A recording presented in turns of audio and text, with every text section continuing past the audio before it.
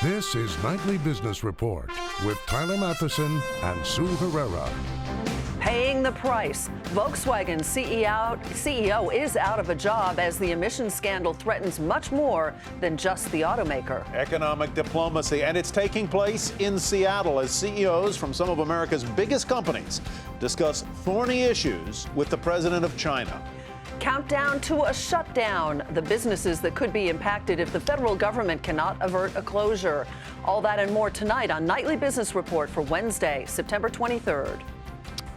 Good evening, everyone, and welcome. He's out. The man in charge of the world's biggest automaker by sales has resigned just days after the Volkswagen emission cheating scandal was exposed in the United States and then quickly spread around the globe.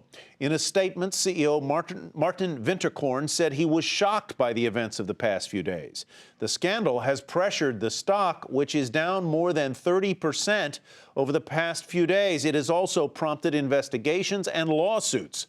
Phil LeBeau has our report tonight on the resignation of Volkswagen's CEO. The crisis involving rigged diesel emissions at Volkswagen has claimed its first executive.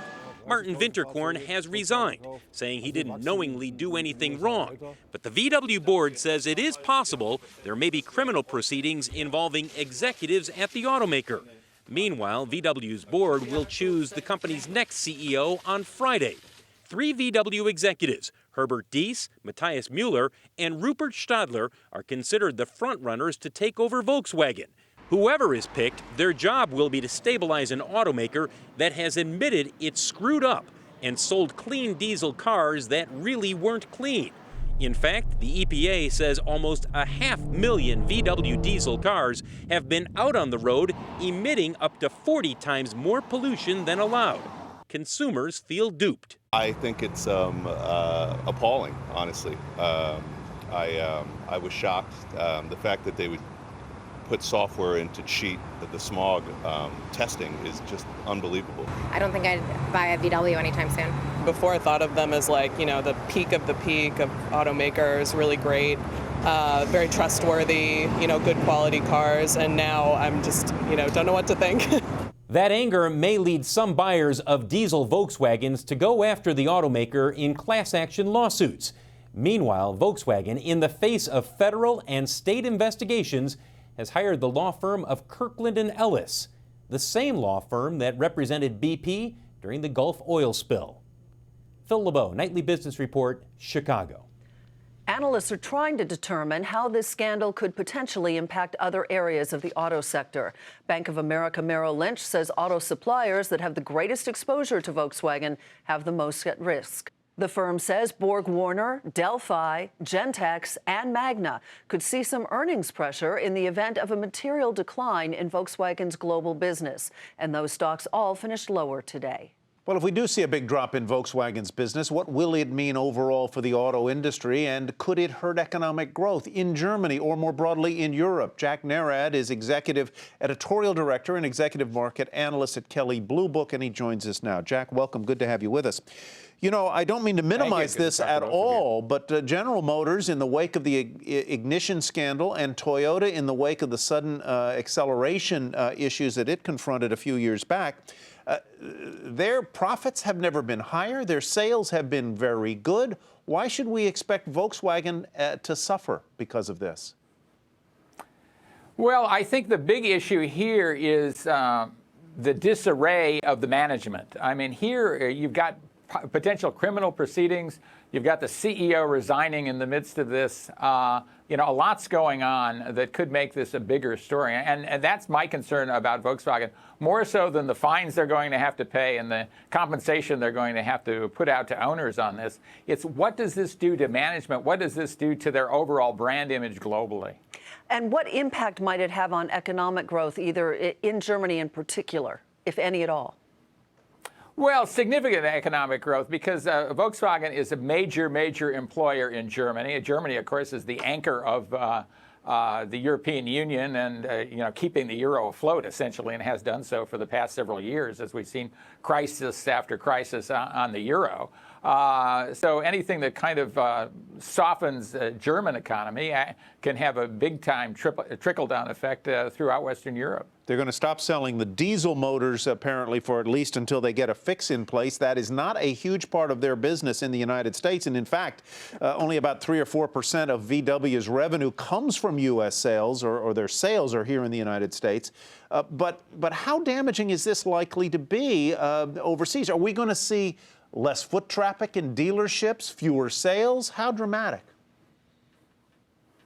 Well, I think initially we're going to see the Volkswagen loyalists be the ones who are the most hurt by this, the most taken aback by it. And a lot of people look at Volkswagen as being a different kind of car company, but not this kind of different. And they don't want that to happen. They're buying Volkswagen here kind of as an anti-big company purchase, and thinking that Volkswagens have been more environmentally conscious than most brands. So this flies in the face of that, and does so globally, as a matter of fact. Which brings us to the EPA. What about regulation? I mean, now we're seeing broadening investigations in California specifically. They're going to be taking a look at different brands. Do you think that this is wider than just VW? And do you think that we will get more regulation as a result of this incident? Well, I think we'll both get more regulation and more stringent enforcement of current regulation, and maybe more of the latter than the former. In a lot of instances, the auto manufacturers are self-policing. I mean, certainly there's an audit function that EPA does. Car companies aren't just certifying themselves and going off about their business. But there is somewhat of a cozy relationship between EPA and the auto manufacturers. Generally, that's a good thing. They're sharing information. They're working things out to the betterment of the industry and the consumer.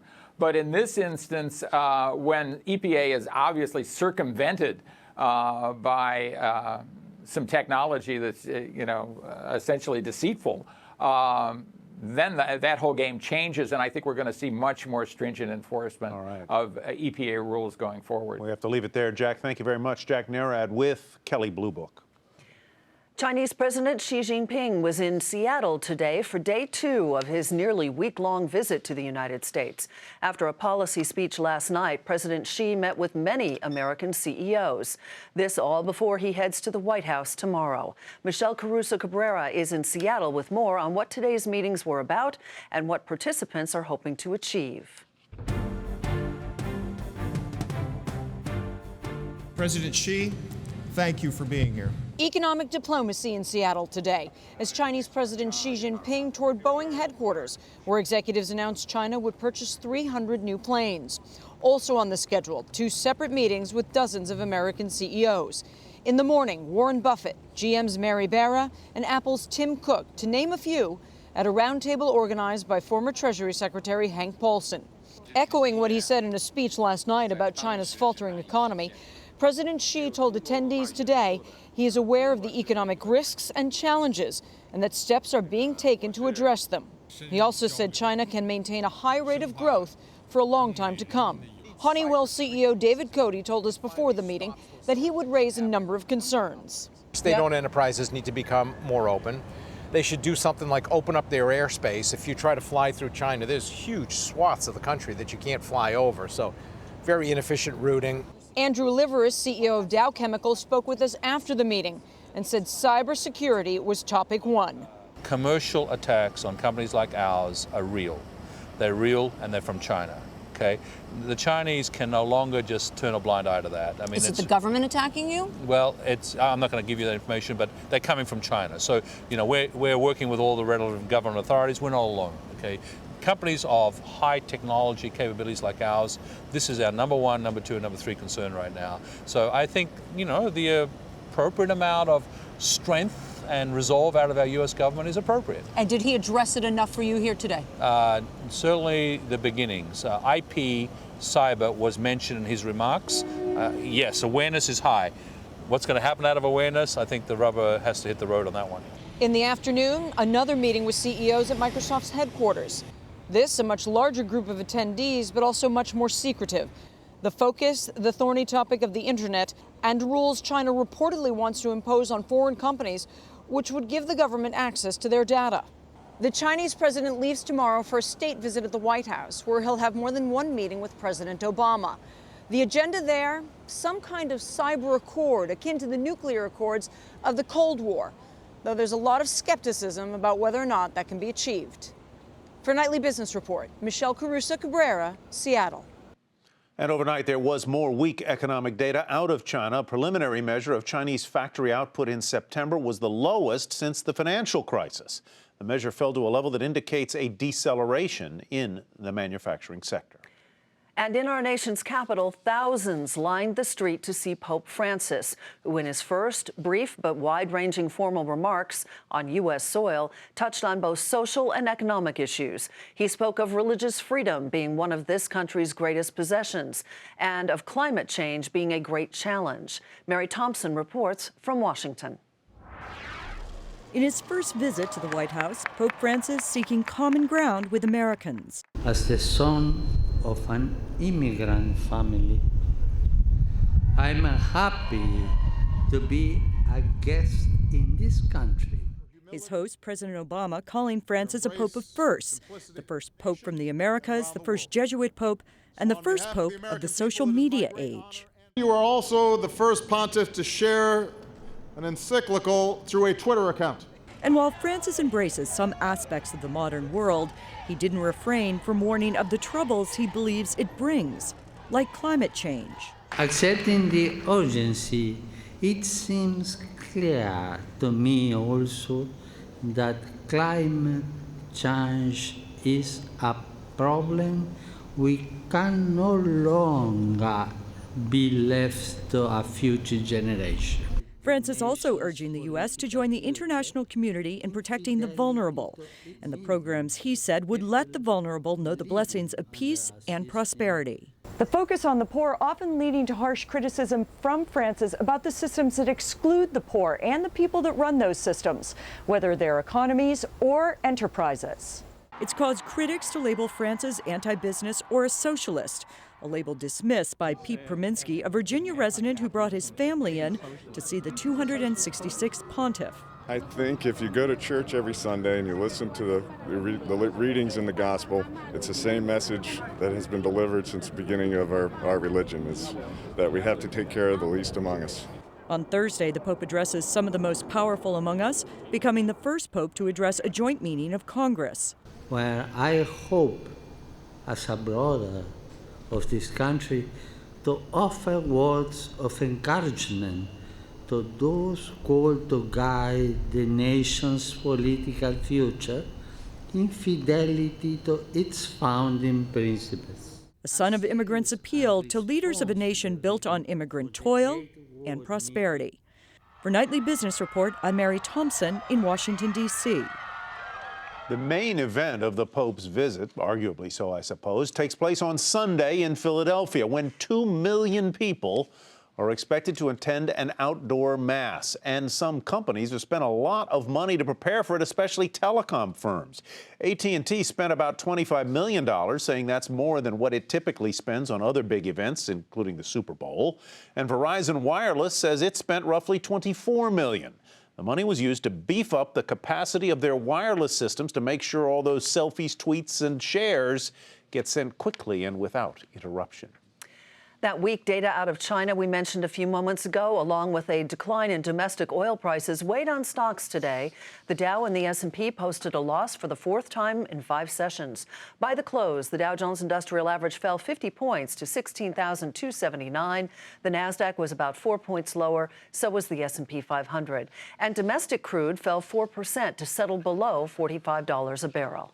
Factory activity in the United States remains stuck at nearly a 2-year low. Financial data firm Markit said its preliminary September reading was the same as August's reading, which was the lowest since 2013. A strong dollar and reduced capital spending by energy companies is cited as the reasons for the weak performance.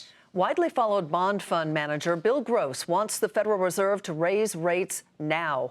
In his monthly newsletter to his clients, Gross said the central bank's aversion to normalizing rates is resulting in negative effects across the economy. He cited savers and investors and those getting hurt the most by those low rates. Gross manages the $1.4 billion Janus Global Unconstrained Bond Fund. Still ahead, why Main Street business owners are watching Washington very closely.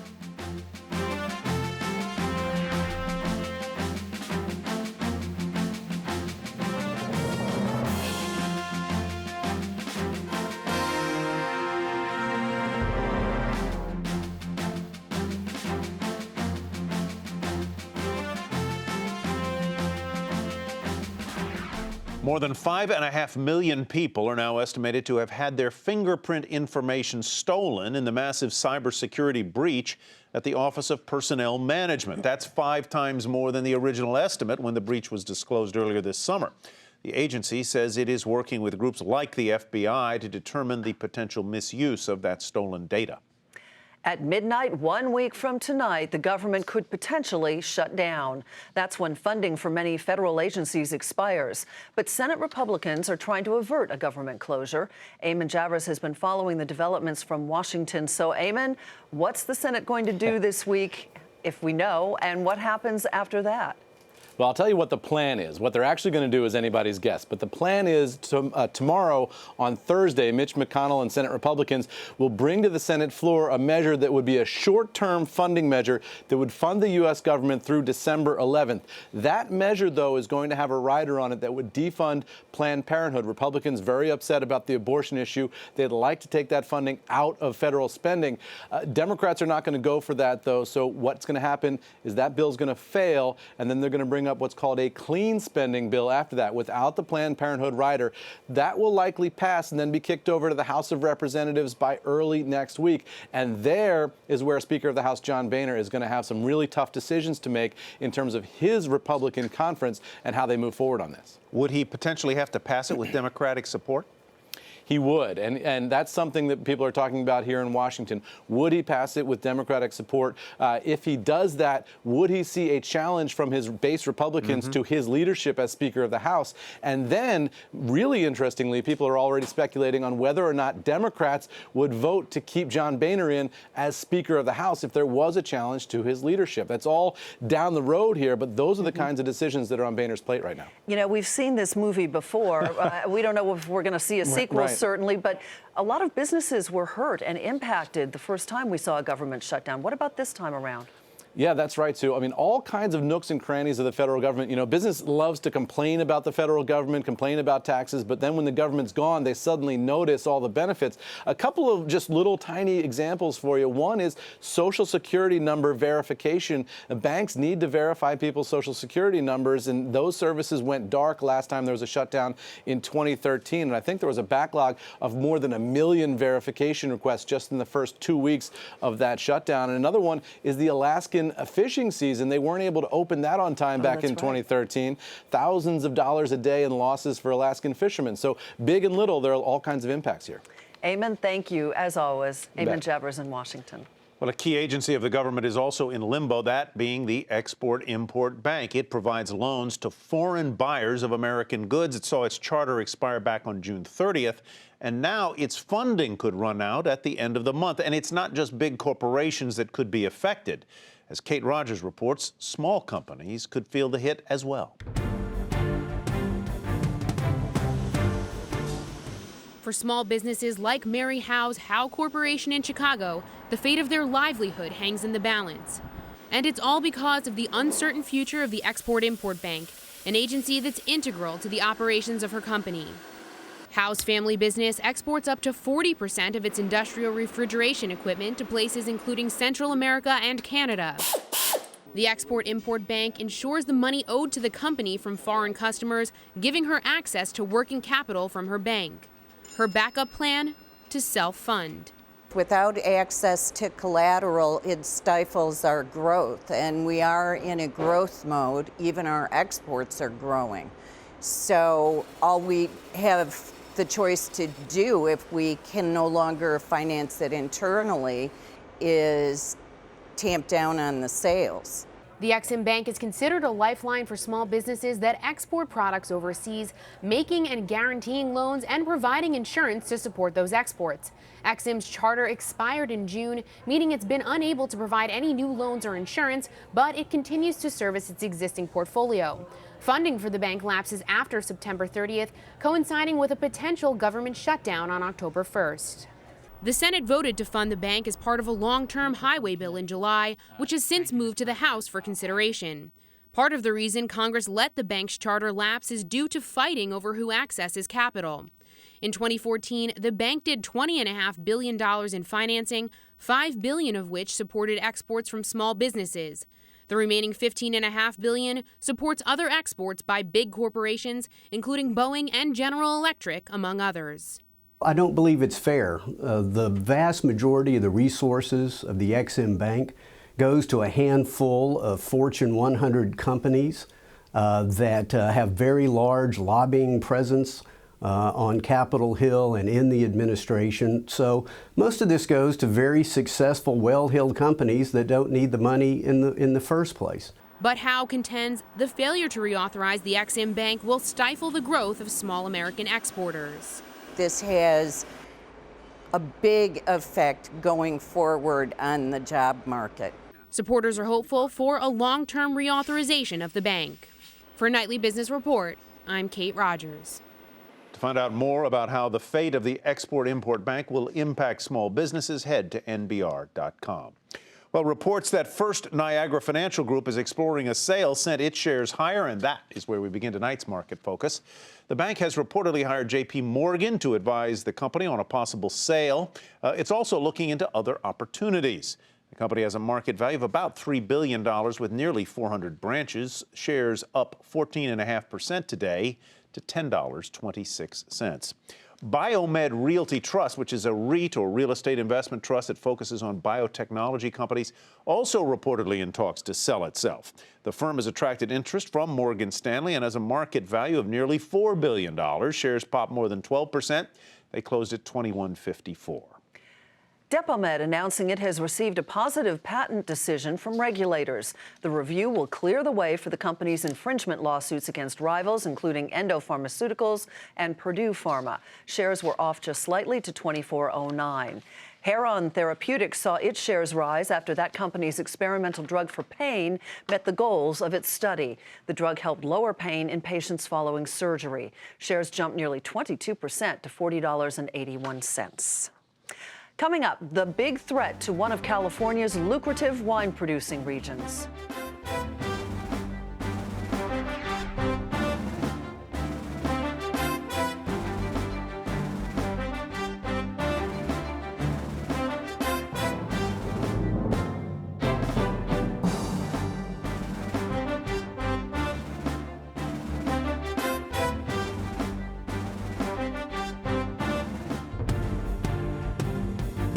Here's what to watch tomorrow, folks. Dow component Nike reports earnings, new home sales, and durable goods orders. They come out, and also a read on how many Americans filed for unemployment benefits. And that, folks, is what to watch for a Thursday.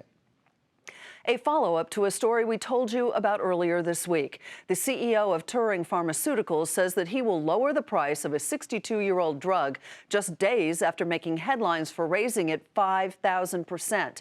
The chief executive did not say what the new price of the life-saving medication would be. He is expected to make that determination over the next few weeks. And he said it was the outrage over the price increase that prompted him to make the change. Fast-moving wildfires in Northern California are threatening some of the state's most important, lucrative wine-producing regions right at the peak of the harvest. And as Jane Wells reports from Middletown, California, the financial burden will be shared by insurers as well.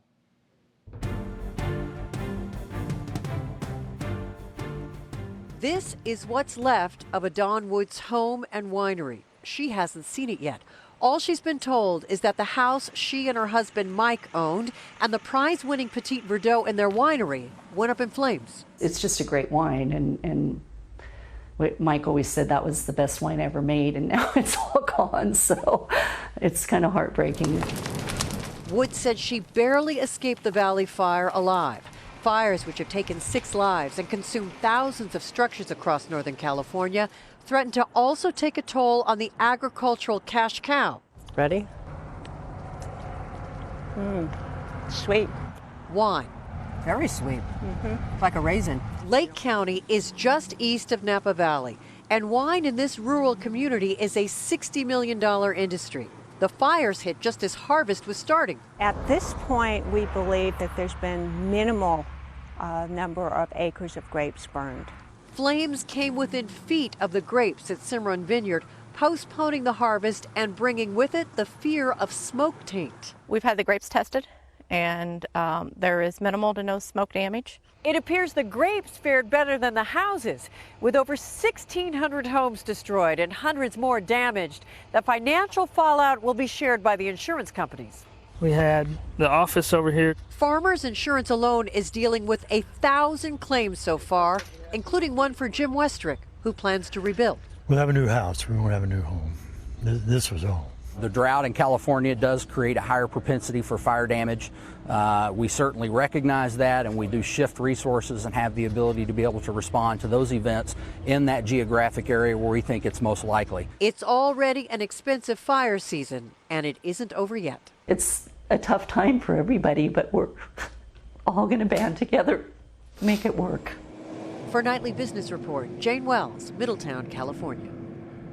To read more about how the wildfires in California are threatening wine production, head to our website, nbr.com. You know, you can rebuild a house pretty quickly, but you can't reestablish those wonderful plants overnight. You can't, and your hearts just go out to them. All right, on that note, Nightly Business Report for tonight, that's it for us. I'm Sue Herrera. Thanks for joining us. And I'm Tyler Matheson. Thanks for me as well. Have a great evening, everybody. We'll see you tomorrow.